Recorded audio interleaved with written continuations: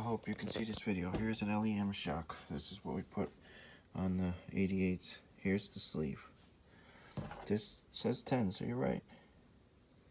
Put it in here and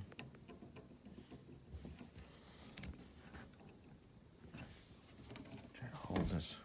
See that play?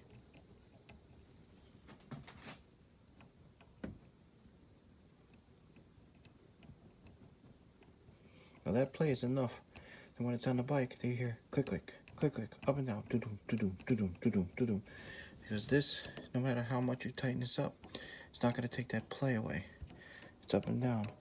But it's so slight that if I put a little piece of tape on there, I can't get this in and out. So there probably was a different bolt that was used for the LEM. It doesn't really matter for the bike because you can make the hole a little bigger in the swing arm. Or really the frame. But that's the play right there. See that? It's so slight. I don't even know if another bolt would fit in there.